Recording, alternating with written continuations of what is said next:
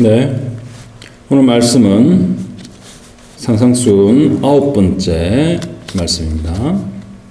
제목은 진리만을 말하라 입니다. 예수님께서 마태복음 5장 20절에 너희의 의가 서기관과 바리새인보다 더 낫지 못하면 결단코 천국에 들어가지 못하리라 라고 말씀하시고, 그들의 의보다 더 나은 의가 무엇인지 이제 설명하여 주십니다. 그래서 지난주까지 이제 두 가지 예수님의 설명을 저희가 나눴는데요. 바로 첫 번째는 사람을 죽이지만 않으면 되는 것이 아니라 바로 너희 형제에게 화를 내지 말아야 된다. 그리고 둘째로 간음만 하면 하지 않으면 되는 것이 아니라 마음속으로 음욕을 품지 말아야 한다 라고 하셨습니다. 그것은 외형적으로 율법을 지키는 것이 아니라 마음속으로부터 그리고 우리의 인격 전체로 율법의 참뜻, 즉 하나님의 뜻을 알고 따라야 된다라는 그런 의미라고 말씀을 드렸습니다. 자, 오늘은 살인이나 또는 간음 같은 그런 드러나는 명백한 그런 죄의 문제가 아니고 우리의 말에 대한, 특별히 맹세에 대한 것인데요. 왜 예수님께서 맹세를 하지 말라고 하셨는지 살펴보고, 또 예수님의 제자들은 어떻게 말을 해야 하는지, 그리고 무엇을 말해야 되는지 생각해 보도록 하겠습니다. 자, 먼저 오늘 말씀 중에 33절에 옛사람에게 말한 바 헛맹세를 하지 말고 내 맹세한 것을 주께 지켜라 하였다는 것을 너희가 들었으나 라는 말씀은 바로 모세의 율법을 요약해서 예수님께서 말씀하신 것입니다. 모세오경에는 어떻게 나와 있는지 살펴보겠습니다. 레위기 19장 12절 말씀을 보시면 너희는 내 이름으로 거짓 맹세함으로 내 하나님의 이름을 욕되게 하지 말라. 나는 여호와이니라 라고 되어 있고요. 그 다음에 민수기 30장 2절 말씀을 보시면 사람이 여호와께 서원하였거나 결심하고 서약하였으면 깨트리지 말고 그가 입으로 말한 대로 다 이행할 것이니라 라고 했습니다. 그 다음에 한 말씀 더, 신명기 23장 21절 말씀을 보시면 내 하나님 여호와께 서원하거든 갚기를 더디하지 말라. 내 하나님 여호와께서 반드시 그것을 내게 요구하시리니 더디면 그것이 내게 죄가 될 것이라 라는 말씀이 있습니다. 바로 모세의 율법, 그죠? 구약 성경에는 바로 맹세와 서원하는 것이 있죠. 그리고 분명히 이것을 지키라고 성경은 말하고 있습니다. 그런데 왜 예수님께서는 맹세 그 자체를 하지 말라고 하셨을까요? 바로 마태복음 5장 34절에서 36절 말씀을 보시면은 예수님께서 이렇게 말씀하셨죠. 나는 너희에게 이르노니 도무지 맹세하지 말지니 하늘로도 하지 말고 또한 이는 하나님의 보좌이며 땅으로도 하지 말라 이는 하나님의 발등상이며 예루살렘으로도 하지 말라 이는 큰 임금의 성이며 내 머리로도 하지 말라 이는 내가 한 트럭도 희고 검게 할 수 없음이라. 이 말씀은 바로 바리새인들과 그 서기관들, 그 사람들의 맹세의 그 방식이나 그 사람들이 그 방식이나 형식을 바꾸어 버렸다는 거예요. 바꾸어 버렸고, 그리고 그것은 그 맹세를 하나님의 이름으로 하면은 그것을 지키지 못했을 때 그 하나님으로부터 벌을 받을 것을 두려워해서 맹세났던 그런 소원을 하나님과 또는 하나님의 그 임재를 상징하는 그런 성전이나 그런 제단이나 그런 것들로 맹세하지 말고 바로 성전의 금이나 제물로 맹세하라라고 이 바리새인들이 변경을 시켜버렸습니다. 그래서 바로 예수님께서는 이런 식의 기만적인 방식으로 맹세하지 말라는 그런 말씀입니다. 그래서 마태복음 23장 15절에서 22절을 보시면 이제 그런 말씀이 있는데요. 마태복음 23장 15절 22절을 보시면 화 있을진저 외식하는 서기관들과 바리새인들이여 너희는 교인 한 사람을 얻기 위하여 바다와 육지를 두루 다니다가 생기면 너희보다 배나 더 지옥 자식이 되게 하는도다. 하 있을진저 눈먼 인도자여 너희가 말하되 누구든지 성전으로 맹세하면 아무 일 없거니와 성전에 금으로 맹세하면 지킬지라 하는도다. 이 말씀이 좀 전에 말씀드린 그 말씀이죠. 어리석은 맹인들이여 어느 것이 더 크냐 그 금이냐 그 금을 거룩하게 하는 성전이냐. 너희가 또 이르되 누구든지 제단으로 맹세하면 아무 일 없거니와 그 위에 있는 예물로 맹세하면 지킬지라 라고 하는도다. 맹인들이여 어느 것이 크냐 이 예물이냐 그 예물을 거룩하게 하는 제단이냐. 그러므로 제단으로 맹세하는 자는 제단과 그 위에 있는 모든 것으로 맹세하며 또 성전으로 맹세하는 자는 성전과 그 안에 계신 이로 맹세하며 또 하늘로 맹세하는 자는 하나님의 보좌와 그 위에 앉으신 이로 맹세함이니라 라고 예수님께서 이제 말씀을 하셨습니다. 그래서 예수님께서는 오늘 말씀 마지막 절에 이렇게 말씀을 하십니다. 마태복음 5장 37절 말씀 오직 너희 말은 옳다 옳다 아니다 아니다 하라. 이에서 지나는 것은 악으로부터 났니라. 그렇게 옳은 것은 그냥 옳다 아닌 것은 아니다 그렇게만 얘기하라는 거예요. 그 이상 하는 것은 악에서부터 나오는 것이다. 그런 말씀입니다. 그래서 예수님의 제자들은 말을 할 때 예, 아니오만 말하면 된다는 거예요. 그래서 그렇게 말했을 때 그 말을 사람들이 믿고 신용하고 액면 그대로 받아들일 수 있도록 항상 진실되고 진리만 말하는 뜻입니다. 예수님이 이토록 바리새인들을 이렇게 비난하시는 이유가 무엇일까요? 열심을 내고 정말 목숨 바쳐 하나님께 열심을 내고 율법을 지키려고 하는 이 바리새인들과 서기관들 왜 예수님께서 사사건건 시비를 걸듯이 그렇게 따지고 이렇게 있는 것입니까? 바리새인들이 바로 그 사람들의 의는 하나님의 말씀을 자신들의 이익과 안전을 위하여 임으로 변경했습니다. 변경하고 그리고 일반 백성들도 그렇게 가르치고 이 사람들이 종교 지도자니까 일반 백성들도 그렇게 가르쳤어요. 그리고 자신들의 그런 위선적인 어려움을 보호하고 또한 종교 공동체에서 자신들의 지위나 권위를 유지하고 또한 외형적으로는 하나님을 열심히 섬기는 것처럼 보이게 하고 또한 온 백성이 진리에서 벗어나서 하나님의 말씀과 뜻에서 멀어져 자신들의 그런 인간적인 방식과 욕심대로 살도록 내버려 둬서 결국은 하나님의 심판을 받게 되는 결과를 초래했다는 것입니다.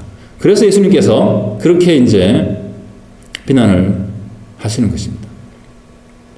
제가 이 말씀을 준비하면서 참 타락한 인간들은 예수님 때나 참 그 구약시대 때나 또는 현대의 이런 기독교 교회들이나 참 그 리더들은 참 종교 특권층이 되어가지고 다들 얼마나 그렇게 비슷한지 또한 볼 수 있었습니다. 조금 전에 드린 말씀을 그 바리새인들을 현 기독교 리더층, 교회 목사들, 특히 중대형 교회 목사들로 바꾸어 말씀드려 보겠습니다. 물론 신실하고 진리의 말씀을 전하려고 노력하시는 그런 목사들은 제외가 됩니다. 제가 그것을 바리새인을 목사로 바꿔서 아까 드린 말씀을 다시 드리겠습니다. 목사들의 의는 하나님의 말씀을 자신들의 자리와 안녕을 위하여 임으로 변경하고 일반 성도들을 그렇게 가르쳐서 자신들의 위선적인 어려움을 지키고 교회 공동체 안에서 자신들의 지위나 권위를 유지하고 외형적으로는 교회를 열심히 섬기는 것처럼 보이게 하여 많은 성도들이 진리에서 벗어나 하나님의 말씀의 진리에서 멀어져 자신들의 인간적인 삶의 방식과 욕심대로 살도록 내버려둬서 결국 하나님의 심판을 받게 되는 결과를 초래하고 있습니다. 제가 옛날 2000년 전 얘기를 하고 있는 게 아닙니다. 그때 그런 종교 기득권층, 바리새인들, 그리고 율법학자, 바로 서기관들, 지금 현대의 이 기독교 안에 목사들도 똑같다는 것입니다. 바로 예수님께서 지금 현 세대의 이 기독교 기득권층에게 말씀을 하시면 아마 똑같이 말씀을 하시지 않을까 생각합니다. 교회를 오래 다녀보신 분들 중에 한국이나 또한 미국에서 올바른 교리나 신학적인 가르침을 가르치는 목사를 만나기가 얼마나 어려운지는 성경의 진리에 대해서 고민해 보시고 그렇게 하시는 그런 예수님의 참된 자들은 많이 경험해 봤을 것입니다. 돈 문제나 여자 문제로 구설수에 오르고 또한 매스컴에 오르고 자신들의 목회 성공을 위해서 교회 건물을 무리한 은행빚을 내어서 건축하고 헌금을 여러 명목으로 강요하고 신실한 성도들이 그것에 반대 의견을 제시하거나 또는 비리를 들쳤을 때 그 사람들을 철저히 무시하고 또한 자신의 적으로 여기면서 투명인간 보듯이 인간 취급도 하지 않고 그렇게 양심의 하인을 맞은 것 같이 행동하는 그런 저급한 목사들은 오늘 말씀과는 아예 직접적인 관련조차도 없습니다. 오히려 주님의 말씀과 진리에 대해 고민하고 열심을 내는 그런 목사들에 관한 것입니다. 바리새인들과 서기관들은 그런 열심이 있던 사람들이었기 때문입니다. 그렇지만 똑같이 진리를 변경하고 왜곡하였습니다. 얼마 전에 우연히 인터넷에서 어떤 한국 교회를 이끌어가고 있는 목사님 한 분의 설교를 우연히 듣게 되었습니다. 그 목사님은 아주 심각하게 한 가지 교리적인 이슈를 말씀을 하였는데요. 그것은 바로 그리스도인들이 삶 속에서 죄를 이길 수 없다는 주장과 또한 죄를 이길 수 있다는 주장이 한국 전체 교회에 두 가지로 이렇게 나뉘어지는데 그 한국 교회의 대세는 바로 전자라는 것입니다. 그리스도인들이 죄를 이길 수 없다. 그리고 자신은 바로 죄를 이길 수 있다라는 후자의 입장이어서 그러한 것을 설교를 하면 인터넷상으로 엄청난 공격을 받는다는 것입니다.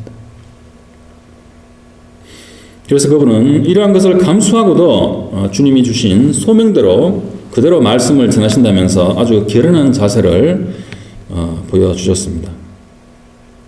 그리고 결론적으로는 우리에게 성령이 들어와 계심으로 이길 수 있다라는 간단한 말씀, 결론과 그리고 통성기도로 하시면서 그냥 말씀을 마무리했습니다.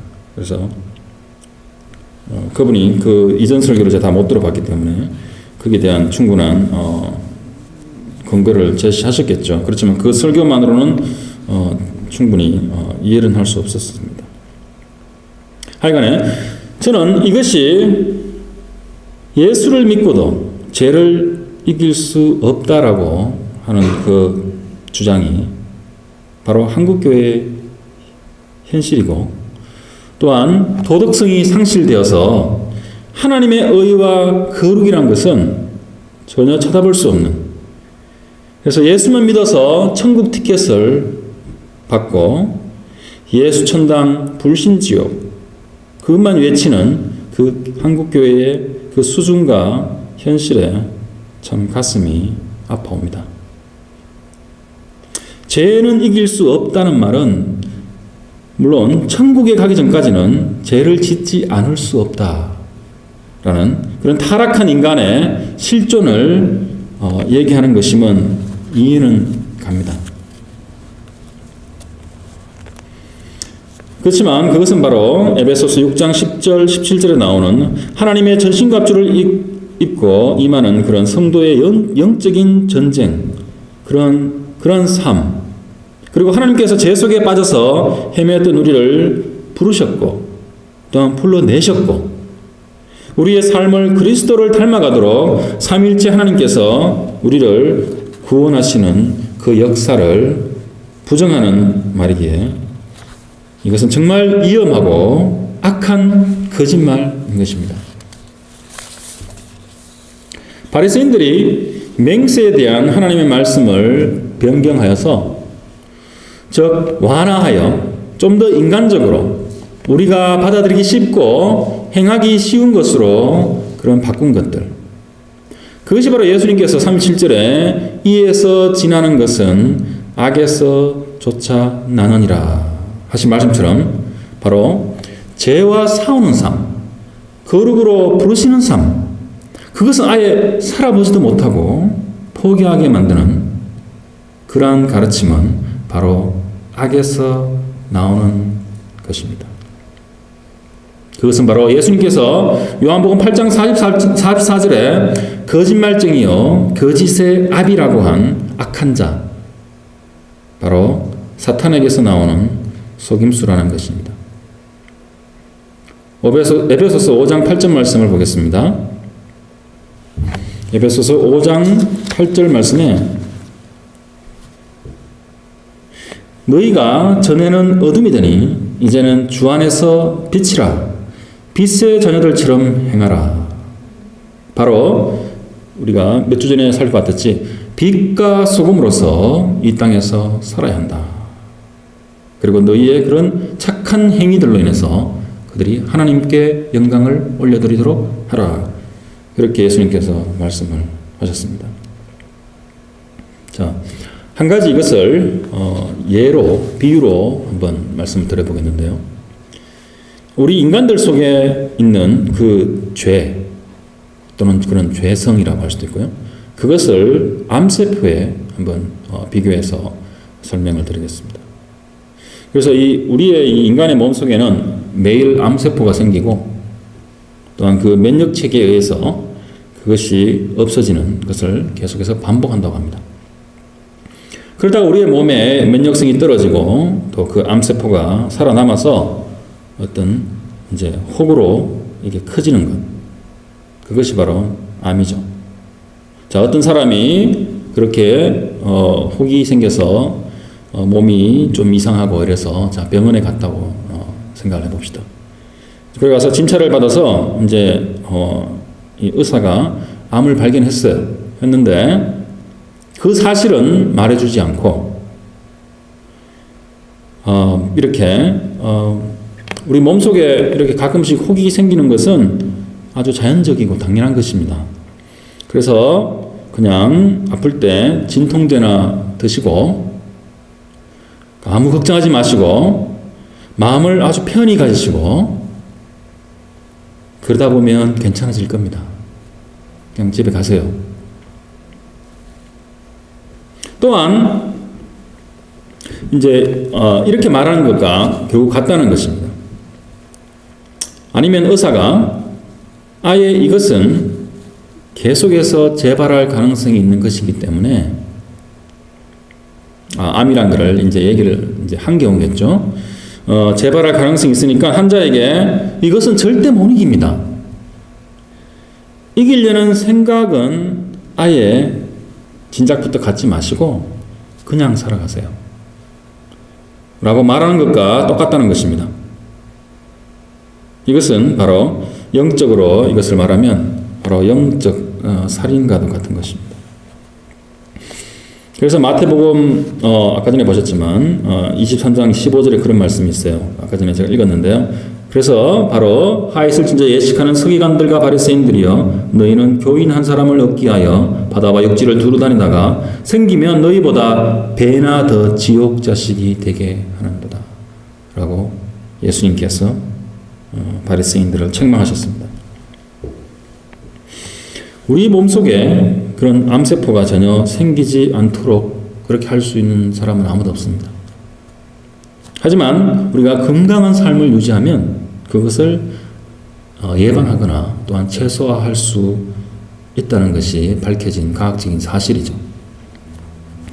그래서 우리 속에 있는 죄성이 우리로 하여금 죄를 짓게 할 때 바로 우리는 그런 건강한 삶과 같이 바로 경건한 삶으로서 그런 것이 죄성이 우리를 죄를 짓지 않게 하도록 또한 그것을 최소화할 수 있다는 것입니다.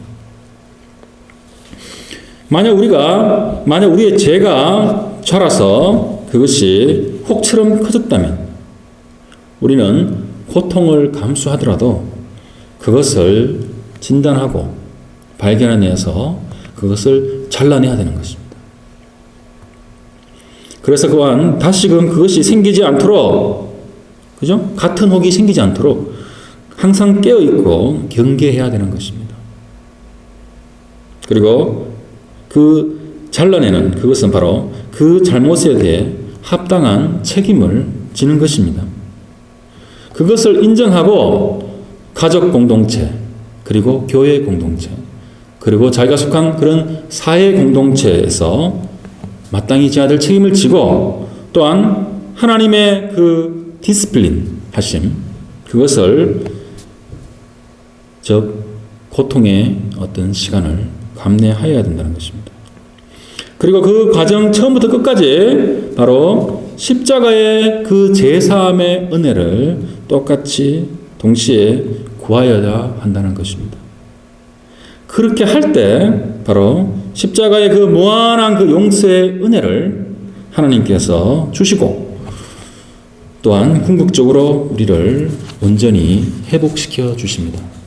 그리고 어렵다고 하시고 하나님의 또한 자녀의 관계로 그 사랑의 관계로 회복시켜 주시는 것입니다. 그래서 그러한 과정을 우리가 거쳐야 하는 것입니다. 그렇지 않고 우리는 죄를 이길 수 없다라고 그냥 반복해서 지울 수밖에 없다라고 그냥 포기해버리면 안 된다는 것입니다.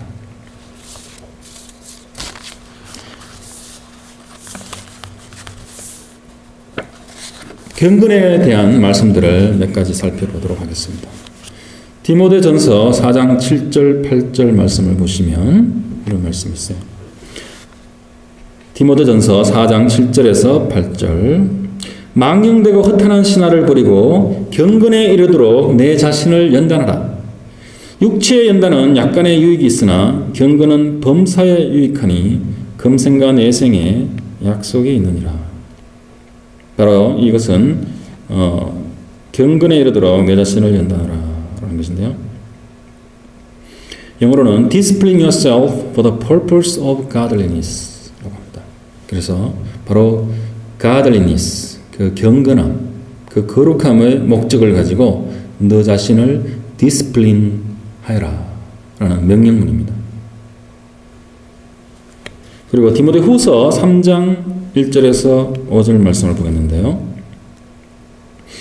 너는 이것을 알라. 말세에 고통하는 때가 이르러 사람들이 자기를 사랑하며 돈을 사랑하며 자랑하며 교만하며 비방하며 부모를 거역하며 감사하지 아니하며 거룩하지 아니하며 무정하며 원통함을 풀지 아니하며 모함하며 절제하지 못하며 사나우며 선한 것을 좋아하지 아니하며 배신하며 조급하며 자만하며 쾌락을 사랑하기를 하나님 사랑하는 것보다 더하며 경건의 모양은 있으나 바로 믿는 사람들입니다.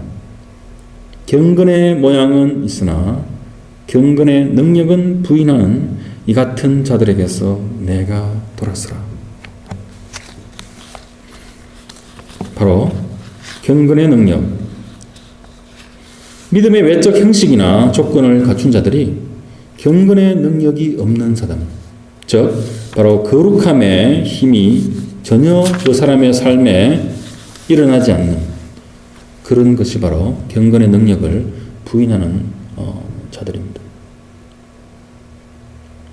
그래서 베드로 전서 4장 1절에서 5절 말씀 보겠는데요. 그리스도께서 이미 육체의 고난을 받으셨으니 너희도 같은 마음으로 갑옷을 삼으라. 이는 육체의 고난을 받은 자는 죄를 거쳤음이니 그 후로는 다시 사람의 정욕을 따르지 않고 하나님의 뜻을 따라 육체의 남은 때를 살게 하려 함이라 라고 하였습니다. 그래서 너희가 음란과 정욕과 술 취함과 방탕과 향락과 무법한 우상 숭배를 하여 이방인의 뜻을 따라 행한 것은 지나간 때로 족하도다. 이러므로 너희가 그들과 함께 그런 극한 방탕에 다름질하지 아니하는 것을 그들이 이상히 여겨 비방하나 그들이 산자와 죽은 자를 심판하기로 예비하신 이에게 사실대로 고하게 될 것이다. 심판 때에 모든 그 자기가 행한 그 행위를 고하게 될 것이다 라고 합니다. 바로 2절에는 우리 그리스도인들은 사람의 정욕을 따르지 않고 하나님의 뜻을 따라 우리가 남은 인생을 살게 될 것이다. 그리고 살게 하려 할 것이다 라는 것입니다. 그래서 한 구절만 더 보겠는데요. 그 이제 뒤에 베드로전서 4장 16절에서 18절의 말씀을 보시면 만일 그리스도인으로 고난을 받으면 부끄러워하지 말고 도리어 그 이름으로 하나님께 영광을 돌리라. 하나님의 집에서 심판을 시작할 때가 되었나니 만일 우리에게 먼저 하면 하나님의 복음을 순종하지 아니하는 자들의 그 마지막은 어떠하며 또 의인이 겨우 구원을 받으면 경건하지 아니한 자와 죄인은 어디에 쓰리요? 라고 사도 베드로가 이렇게 말씀하였습니다. 참 안타까운 마음입니다. 그리고 또 다른 이 만연한 그런 진리의 예국은 바로 우리의 구원을 어떤 일회성의 어떤 그런 이벤트로 생각하는 그런 생각들이에요. 그래서 그 구원을 어떤 일회성의 이벤트로 생각하기 때문에 한국 교회는 영접과 구원의 확신을 너무나도 강조합니다. 그래서 이러한 질문들을 제가 많이 하고 또 들어봤습니다. 그 사람 예수를 영접했는데 그 말은 구원은 받았는데 요즘 교회도 잘 나오지 않고 예전처럼 똑같이 그렇게 살고 있다는데 참 다시 교회에 나와야 할 건데 참 안타깝네요. 그런 말들을 많이 들어봤습니다. 정말 그것은 참 안타까운 것입니다. 왜냐하면 전도를 해서 그 사람을 영접하게 한 사람이나 또한 그 사람을 통해서 영접 기도를 따라하고는 세상적으로 이전처럼 똑같이 살아가는 사람, 그 두 사람 다 엄청난 오류 속에 있다는 것입니다. 그 말은 영접 기도가 구원이 아닙니다. 물론 어떤 분이 돌아가시기 직전에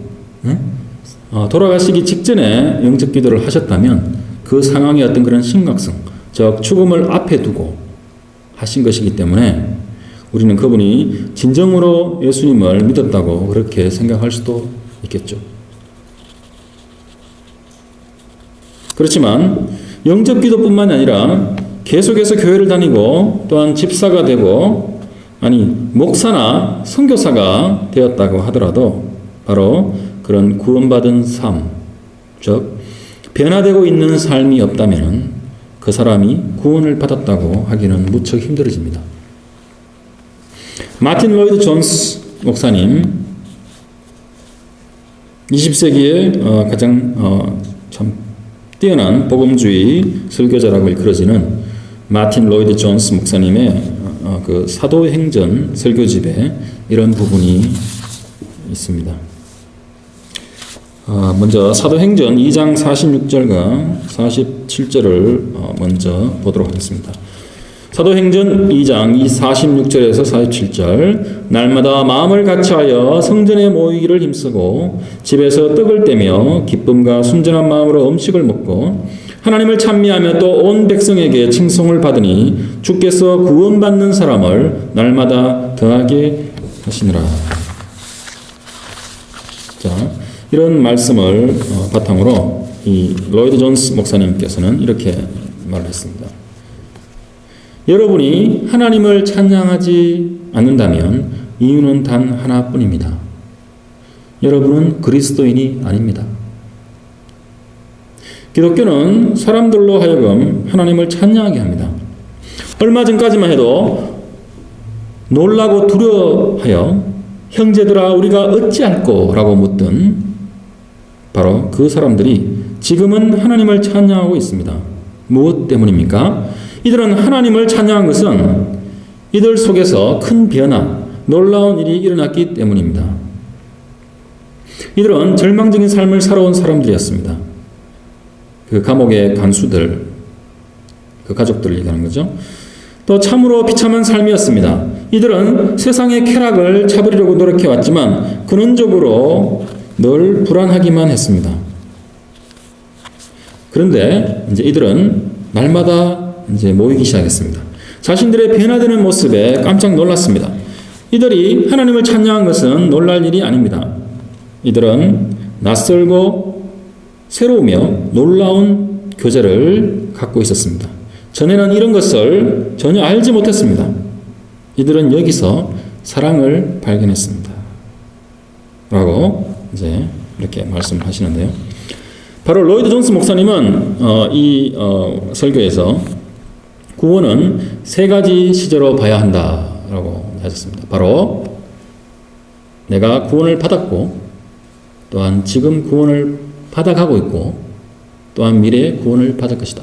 그래서 과거와 현재와 미래의 그런 연속적인 선상에 놓여 있는 그것이 바로 구원이다 라고 말씀을 하는 거죠. 그래서 초대교회 교인들이 이렇게 찬양을 하고 있었던 이유는 그들이 구원받았기 때문이다 라고 이제 말하고 있습니다.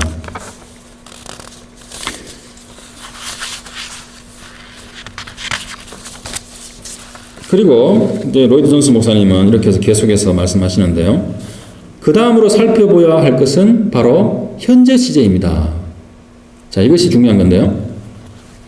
이들 속에서 무엇인가 진행되고 있었습니다. 바로 그것은 뭐냐면 이들은 구원받고 있었습니다.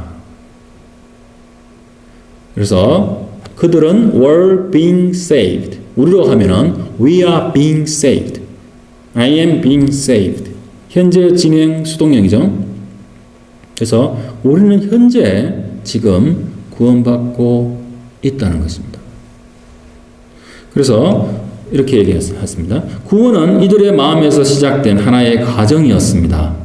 이들은 날마다 가르침을 받고 있었고 가르침을 들을수록 그 가르침에 더 놀라고 그 가르침을 더 기뻐했습니다. 이러한 가르침 때문에 이들은 자신 속에 새로운 능력이 역사하고 있다는 것을 깨닫게 되었습니다. 이들은 더 이상 자신들을 기쁘게 했던 과거의 것들에 매여 있지 않았습니다. 이들은 세상과 그 속에 번지르르한 쾌락을 꿰뚫어 보았습니다. 이들은 거기에는 아무것도 없다는 것을 알았습니다. 이들은 과거 자신들을 흥분시키고 그렇게 매료시켰던 그런 것들은 실은 인간을 짐승으로 만든다는 것을 깨달으면서 자신이 한때 그것들을 즐겼다는 사실에 깜짝 놀라고 있었습니다. 이들 속에는 새 생명이 역사하고 있었습니다. 이들의 인생과는 완전히 달라졌습니다. 이들은 이제 자신들을 영원한 본향을 향해 나아가는 영원한 순례자, 하나님의 자녀로 보았습니다. 얼마나 큰 변화입니까? 라고 로이드 존스 목사님은 말씀을 하셨습니다. 자, 그러면 우리가 믿을 때, 또 믿고 났을 때 무엇으로 우리의 그 구원을 확신할 수 있는가? 또한 오직 믿음으로만 구원을 받는데, 그러면은 내가 진정으로 믿었고 그렇으면 구원을 받는 것이 아닌가? 그리고 어떠한 선행이나 행위를 가지고 구원의 조건으로 얘기하면, 지난번에도 말씀드렸지만 그거는 행위 구원이다. 참 이게 기독교 역사 2000년 동안 논란이 되어왔던 것입니다. 그래서 칼빈주의를 잘못 이해해서 우리는 믿기만 하면 선택되었고, 그리고 하나님께서 끝까지 우리를 견인할 것이다. 그래서 구원할 것이다. 그것이 아까 전에 말씀드린 그러한 잘못된 그런 믿음, 변형된, 왜곡된 교리들을 낳았습니다. 그리고 지금도 현대교회, 미국 교회도 마찬가지고요. 엄청나게 그 펴져 있고, 그 악영향이 너무나 크게 성도들을, 크리스찬들을 참 여러 가지 악한 영향을 끼쳐서 정말 그리스도인다운 그런 삶을 못 살게 하고 있습니다. 1600년대, 700년대 그 당시에 아주 경건했던 그런 영국과 또한 대륙의, 유럽 대륙의 그런 그리스도인들이 목사님들하고 또 여러 분들이 참 거기에 대해서 정의를 내리려고 많은 고민을 했습니다. 고민을 하고 거기에 대한 해답이 있는데요. 바로 우리의 믿음은, 그것이 우리의 믿음으로 only faith로 우리는 구원을 받습니다. 그죠? only grace, 은혜로 해서 우리는 구원을 받습니다. 그렇지만 우리는 그 faith가 true faith인지, 그 faith로 인해서 우리가 칭의가 되죠. justification이 되는데 그 faith가 진짜인지. 그래서 faith는 칭의, 우리를 완전히 의롭다고 하나님의 자녀로 삼아주시는데, 그것이 우리는 이 현재의 삶 속에서는 알 수 있는 방법이 없다는 것이에요. 하나님은 그것이 진짜 믿음인지 아닌지를 아시죠.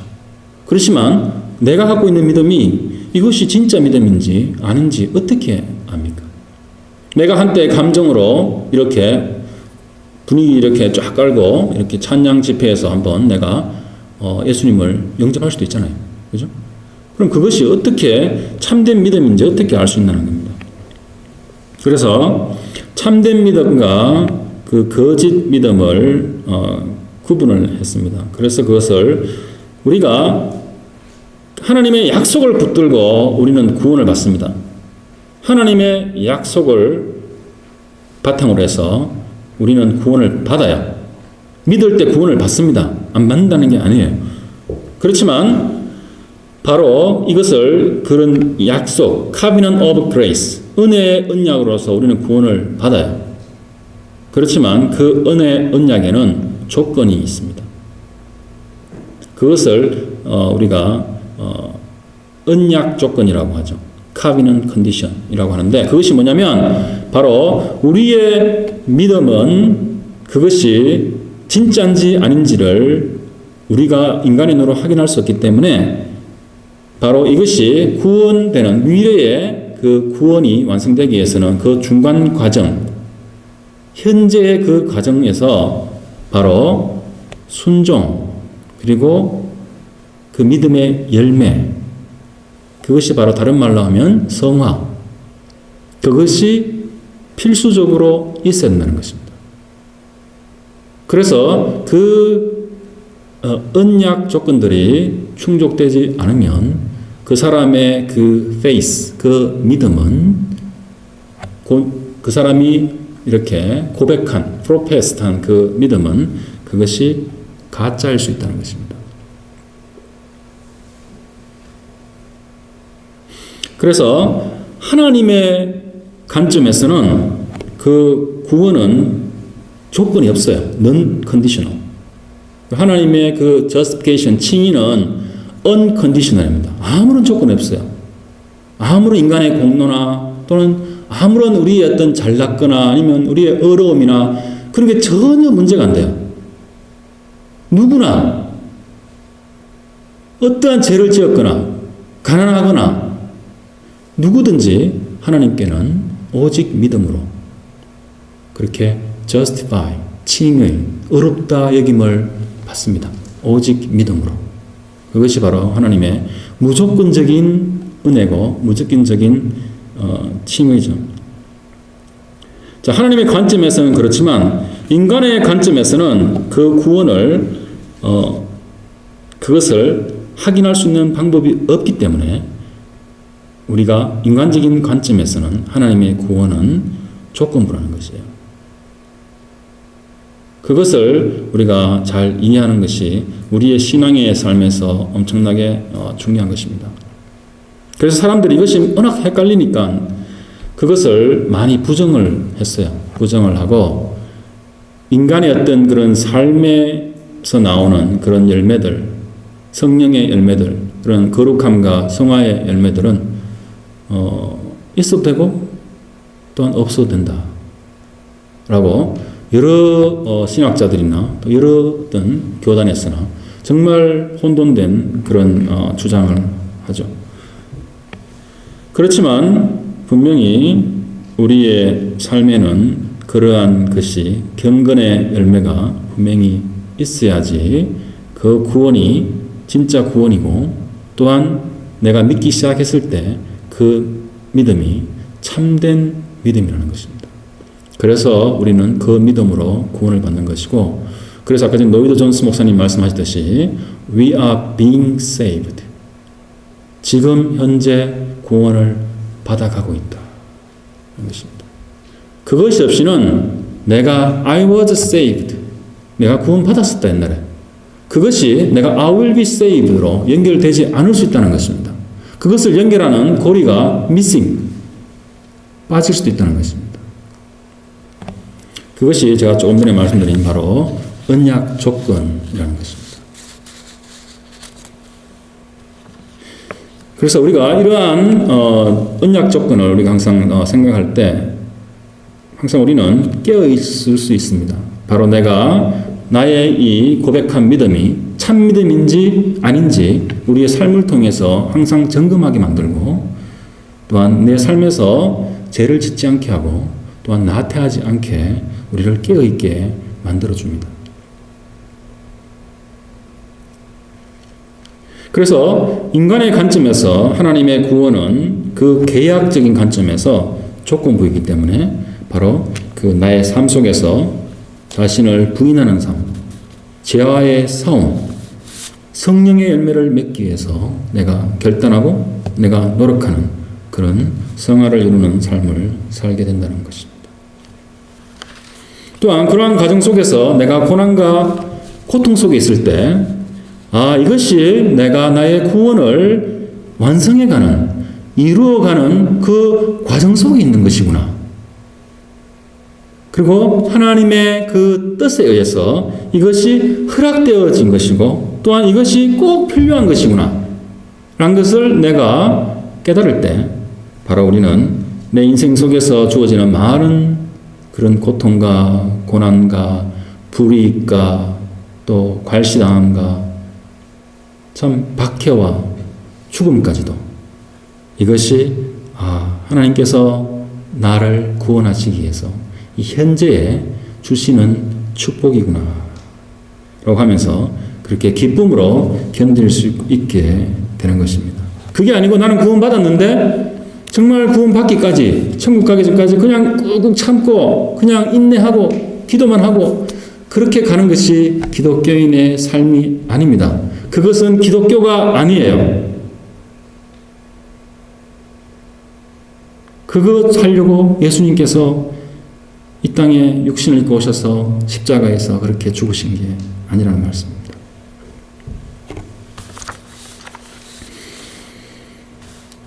여러분, 우리가 구원받았음을 확신할 수 있는 것은 바로 아까 말씀드렸지만 영접이나 그런 구원의 확신이나 구원의 확신은 너무나 값지고 중요한 것입니다.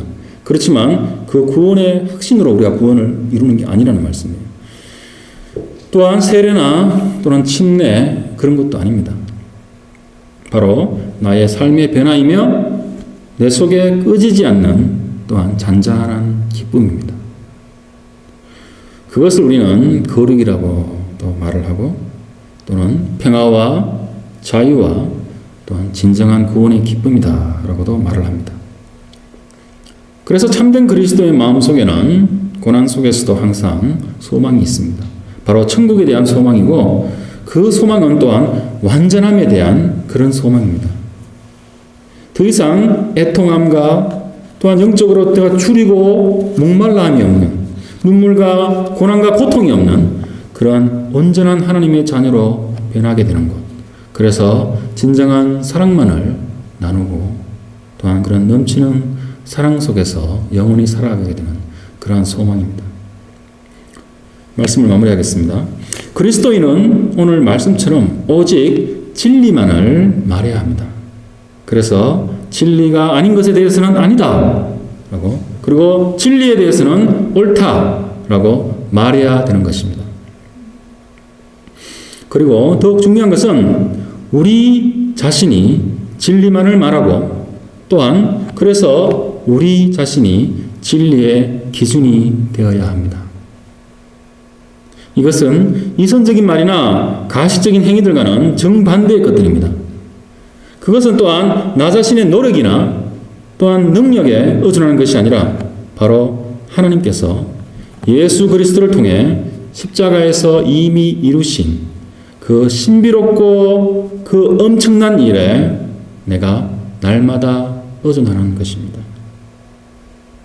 우리가 그렇게 진리에 서고 진리만을 말할 때 성령께서는 우리를 날마다 거룩하게 만들어 가시고 바로 성령의 그 9가지 열매, 즉 사랑과 기쁨과 평화와 인내와 자비와 선함과 신실함과 온유와 절제의 열매를 우리 삶 속에 맺어 가시는 것입니다.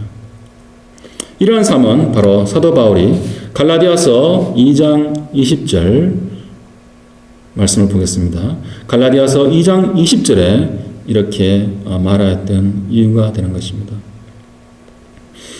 내가 그리스도와 함께 십자가에 못 박혔나니 그런즉 이제는 내가 사는 것이 아니요 오직 내 안에 그리스도께서 사시는 것이라.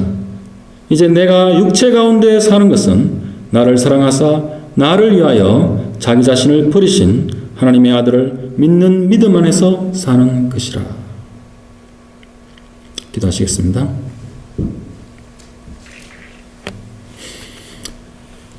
하나님 아버지 감사합니다. 참 저희가 무엇이간데 주님의 이 귀한 이 세상 전체보다도 이 우주보다도 더 귀한 그러한 복음으로 저희에게 주시고 또한 그 영생을 저희에게 또한 주셨음을 감사합니다. 주님, 제가 오늘 정말 말씀에 기초하여 항상 진리에 입각해서 하나님의 진리대로 살고 또한 그 진리를 선포하면서 우리의 삶이, 일상의 삶이 바로 그 진리를 선포하는 삶이 될 수 있도록 인도해 주시고 정말 날마다 우리의 삶 속에서 거룩함의 경건의 열매를 맺는 또한 사랑의 열매를 맺는 저희들이 다 될 수 있도록 주님 축복하여 주시기를 간절히 기도드립니다. 모든 말씀 예수님 이름으로 기도드렸습니다.